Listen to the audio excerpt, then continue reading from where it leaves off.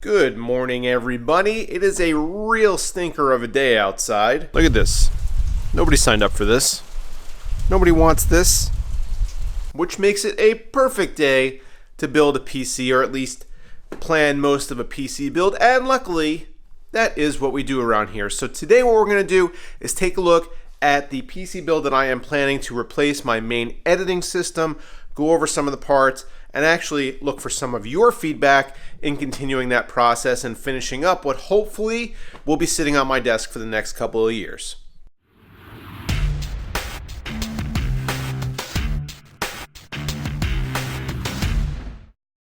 Introducing Thermaltake Tough RAM DDR4. Are you a man? Does your wimpy computer need more memory? Do you also like speed? Tough RAM is built for you. Tougher than that steak you cooked and faster than your sister on prom night, Tough RAM is available in 3600 MHz kits and is optimized to take your PC from girly to gnarly. Also for women, because we don't discriminate. Check out the links below to learn more.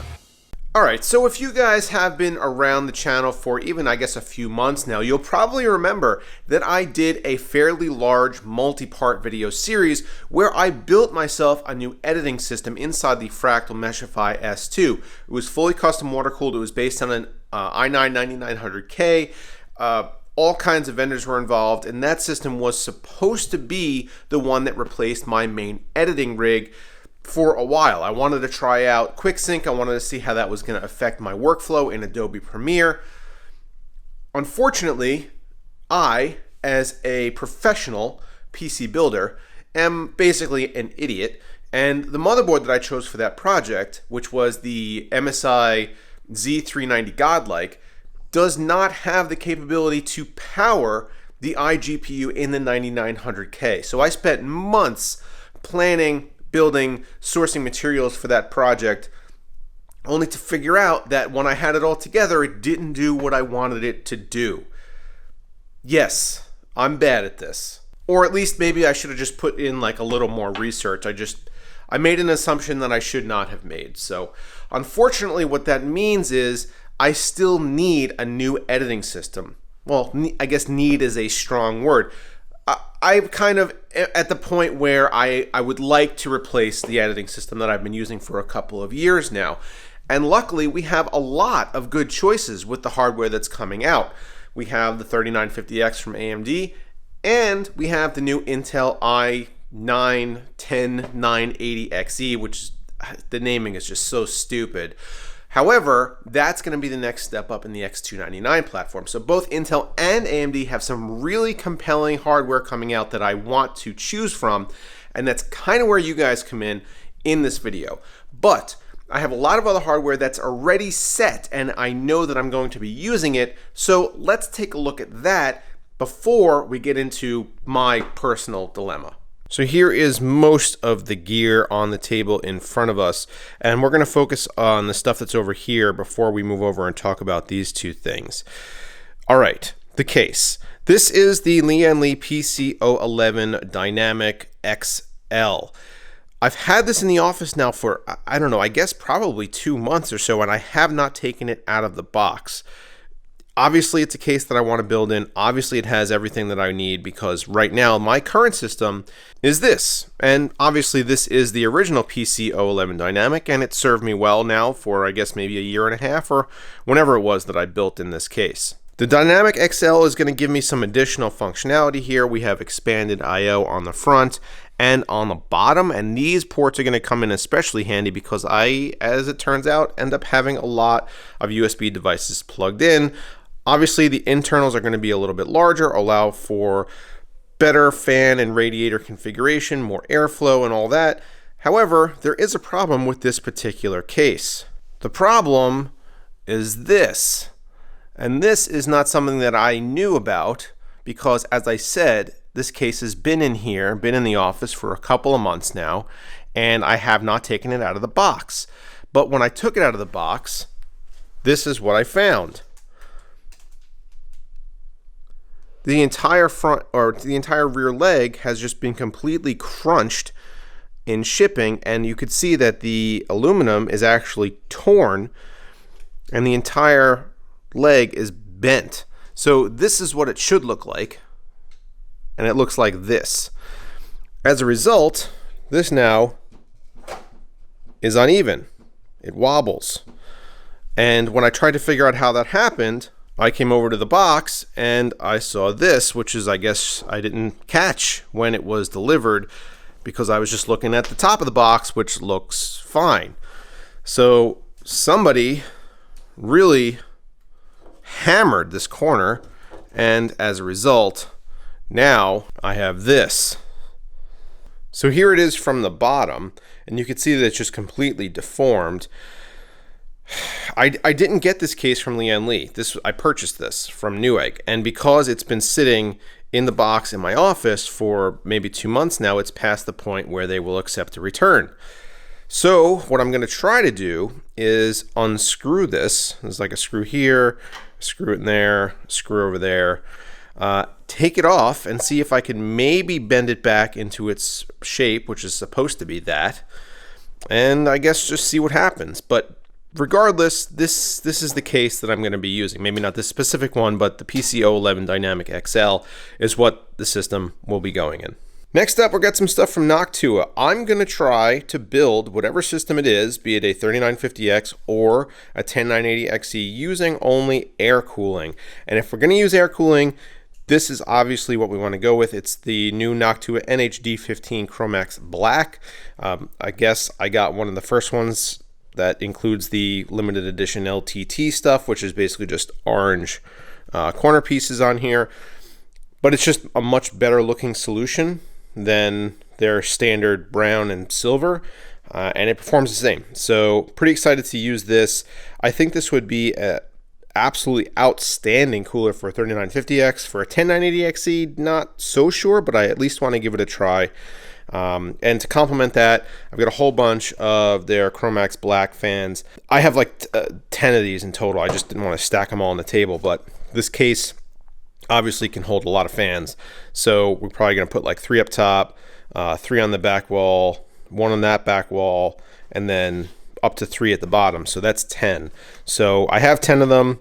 Whether or not we use all of them, I'm not entirely sure, but I am actually really excited to not have to worry about running RGB wiring from my fans and from my cooler. I think that's just going to simplify everything in the long run. For a GPU, this is kind of a placeholder right now. I'm not entirely sure if I'm going to be using this specific 2080 Ti, but it will be a 2080 Ti. I was considering getting like the Chromax white tops for this and then using my Hall of Fame 2080 Ti, so maybe some nice black and white contrast on the interior. Let me know what you guys think about that. Or maybe like a Strix model, or I mean, to be honest, maybe this, I don't know. It will be a 2080 Ti going in here, and I will be mounting it vertically. So I have the carbon shroud on this, which looks pretty cool, so maybe I'll use that. But the Hall of Fame right now I think is the front runner, considering that I could combo it with the white Chromax accents. For storage, we've got a couple things. This is an Aorus NVMe Gen 4 SSD. This is the 2 terabyte version. This is the one that came with the Ryzen 3rd Gen Reviewers kit. So we're going to be using this. I will be also throwing in a scratch disk either way, just a small disk that helps with video editing in Premiere. So that's like going to be a 256 gigabyte drive or something like that. But this is going to be the main OS drive and storage for programs and whatnot. This is 2 terabytes. And then I want to give a huge shout out and thank you to Seagate, who sent over 3 of their Iron Wolf 14 terabyte drives. I hit them up and I said, hey, I have a project coming up, and right now what I use is a 20 terabyte Western Digital array, a USB-C storage array, which has been fine, but it's almost full.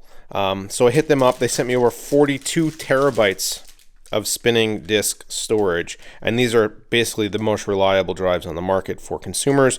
So these are going to be awesome, and these are going to slot in really nicely into the hot swap drives that are in the back of the case. But thank you so much to Seagate for sending out your Iron Wolf drives, your Iron Wolf Pros, 14 terabyte drives. There's 3 of them. They should do the job really nicely. Memory, again, we're not getting too fancy. This is a 4x16 gigabyte kit of HyperX Predator. These are very, I guess they're basic looking when you consider what a lot of other memory modules look like right now. No RGBs on them. They're moderately low profile. They should fit nicely under the Noctua coolers fans. And depending on what kind of motherboard configuration and what processor we use, we might end up having to get a second kit of this.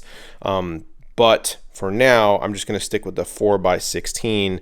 I think that should be plenty, at least to start. I only have 64 gigs on my main machine right now. So either way, this should be good to go. We'll either use this or, well, we're going to use this either way, but we might need to add on some more of this. But we'll start with this for now. For our power, this is the same power supply we were going to use or did use in the water-cooled editing system. This is the V1300 Platinum from Cooler Master, which is going to be way overkill as far as our power needs go. But for a system that's going to be on 24/7 and in heavy use a lot of the time, I'd rather have a reliable source of power, and I'd rather it be a little overkill than underkill.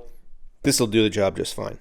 And then we do need some lighting in the inside just to spruce it up a little bit, and Fantex sent over their new neon RGB strips. Now, Kyle actually recently did a video on these where he showed you guys what they look like all lit up. But basically, it's not just a regular RGB strip where there's individual bulbs that you see, but basically this entire strip lights up, and you could shape it so that it hits right angles and whatnot, and you can kind of put it around your motherboard, and it's really neat looking. So this comes with a bunch of like adapters and mounts and stuff like that that will adhere to your motherboard tray, and then you can kind of shape this and move it around like whatever components you have inside the system. Really sick looking. When I saw these, I was like, oh damn, Fantex, send me over some of those. So this is going to be like the color highlight that goes on inside the build. And then we come to our main dilemma. Now, to be honest, for the longest time I've been on Intel when it comes to doing editing in Premiere. It's just been the best. I can't argue for using an AMD platform. Indy, are you chewing on a rug? Hey you. Yeah. So it is difficult to argue using an AMD platform when the majority of what I do is better on Intel. However, there have been some leaked benchmarks recently showing that the 3950X might outperform the 10980XE in some tasks. And considering that the 3900X was such a strong performer in Premiere, maybe that means that the increased clock speeds are gonna make for something that's really compelling to use. And if so, I would really like to go with an AMD platform, use this X570 Aorus Master, the 3950X when it comes out. However, you just don't know, and we're going to have to wait for testing for that. But we do know that the 10980XE is going to be a really good processor and a really strong performer in Premiere, and for that I'd use the Rampage 6 Extreme Omega. So I don't know right now, and this is kind of where I wanted your guys' help. Obviously, I'd rather go with AMD if I can. Is it worth taking the chance on a newer platform like this versus going with what I know works really well on a system like a production machine, which I need ultimately reliability out of. Obviously performance, but reliability is almost more important than that. So what do you guys think? Let me know down below in the comments. Do I go with AMD and take a little bit of a chance? Do I go with Intel and stick with their older technology that is more power hungry and might require some additional cooling? I'm really torn. So I could use your help. So talk to me, guys. Let me know what you think. So guys, that is it. This system is well on the way to becoming a reality. It's in the works. We got it all planned out. We just need that one final bit of input from you guys. What do you think would be best for my workflow? I mean, I have some general ideas, obviously, but I want to know what you guys think. So be sure to hit up those comments down below and let me know. And hopefully you guys are as excited as I am to get this done and to see the final product. So get subscribed to the channel if you're not already, and I will see you next time.